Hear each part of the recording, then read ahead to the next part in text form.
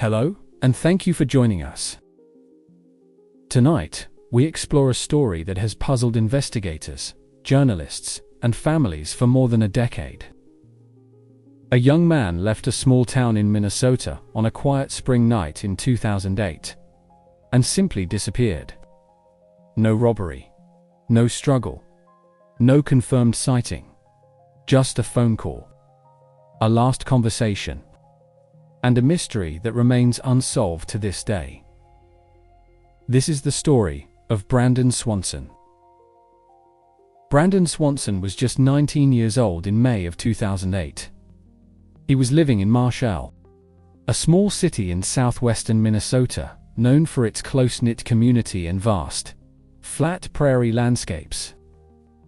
It was the kind of place where you felt safe, a place where it seemed nothing unusual could ever happen. Brandon was described by his friends and family as responsible, thoughtful, and reliable. He had just successfully finished his first year at South Dakota State University and was back home for the summer. On the evening of May 14th, he had spent time visiting friends in the nearby town of Lind. Reports say he had been drinking, but not heavily, and there was nothing out of the ordinary in his behavior. He was driving home along familiar roads he had traveled countless times before. It was late, the weather was calm, and the rural landscape stretched for miles under the dark sky. Brandon had always been careful and cautious, the kind of young man his parents could trust to make it home safely. And yet, that night, something went terribly wrong. Around 1 o'clock in the morning, while driving near Lind on his way back to Marshall, Brandon's car went off the road and got stuck in a ditch.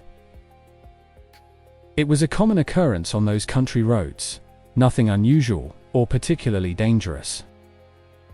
But he couldn't get the vehicle free. He did what anyone would do. He called his parents from his cell phone. He sounded calm at first, explaining the situation.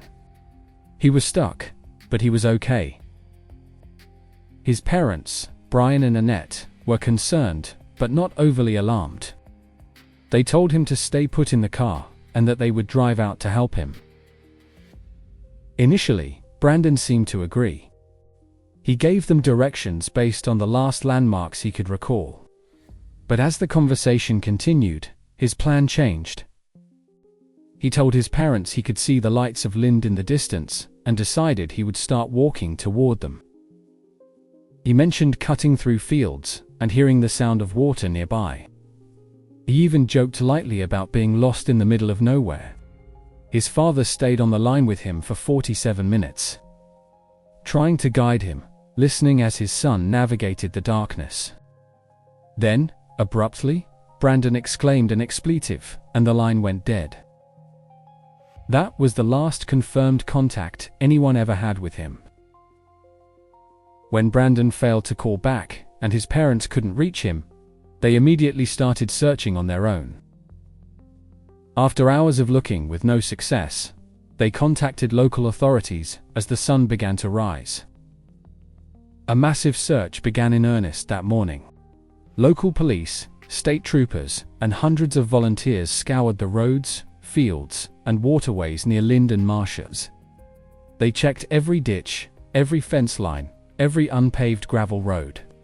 They searched for tracks, tire marks, or any scrap of evidence that could point to where Brandon had gone. Despite these extensive efforts, which included canine units and helicopters with thermal imaging, no trace of Brandon was found. Not a single personal belonging.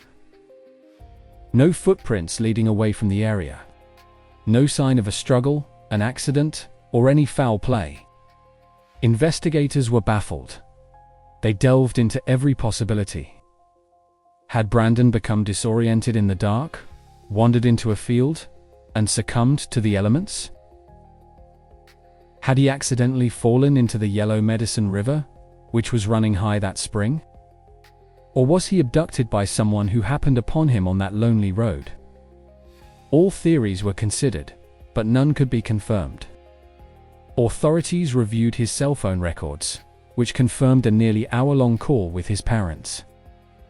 The phone's location data led searchers to an area about 25 miles away from where Brandon believed he was. His car was found there, still stuck in the ditch, just as he had described. But there were no other calls or messages sent from his phone after it disconnected. The car was locked, with his glasses still inside. Despite the exhaustive investigation, the case quickly became a frustrating and heartbreaking dead end. In the years that followed, there were no arrests. There have been no court cases, and no convictions. Brandon Swanson's disappearance remains officially unsolved. The media has revisited the case numerous times. Podcasts, true crime blogs, and investigative journalists have all tried to piece together the puzzle of what happened that night. In the community of Marshall, Minnesota, the memory of Brandon is kept alive. Vigils, memorials, and social media campaigns continue to share his story, hoping to generate new leads. His family and friends continue to advocate tirelessly for answers, calling on anyone with even the smallest piece of information to come forward. The case is haunted by unresolved questions. Why did Brandon decide to leave the relative safety of his car? Was it a simple mistake? Or did he feel he was in some kind of danger? Did he truly intend to walk to Lind? Or was he disoriented and moving in another direction entirely? Some speculate that the pitch-black rural darkness, combined with fatigue, could have led to a fatal misstep. Perhaps he fell into the river, or became trapped in the thick mud of a field. Others believe that he must have been met by another person. But if that's the case, who was it, and what happened? Why has not a single piece of physical evidence surfaced in over 15 years? Why did one of the largest search efforts in Minnesota's history fail to uncover any sign of Brandon? It's not the presence of violence or chaos that makes this case so chilling. It's the complete and total absence of an explanation. Brandon Swanson's disappearance is a stark reminder of our vulnerability. Even in surroundings we know like the back of our hand. It shows how a simple decision, like leaving a car to walk toward distant lights, can spiral into a life-altering mystery. His case also highlights the immense challenges faced by law enforcement in rural missing person searches.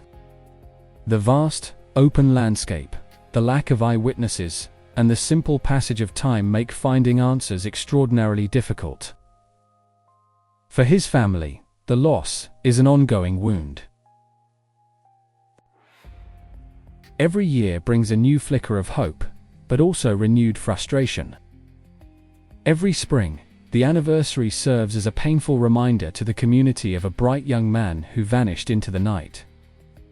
And for the public, Brandon Swanson's story continues to resonate because it is so profoundly unsolved. The questions hang in the air, and the mystery continues to capture our attention and our compassion. Brandon Swanson walked into the night on May 14, 2008, and never returned home. No answers. No explanations. No closure. His story reminds us that some mysteries are not just unsolved. They remain open, waiting for answers that may never come. If this story moved you, please share your thoughts respectfully in the comments below. Subscribe for more true crime stories told with clarity, care, and respect. Because remembering Brandon is about more than just a mystery. It's about a young life that deserves to be seen, known, and never forgotten. Thank you for watching.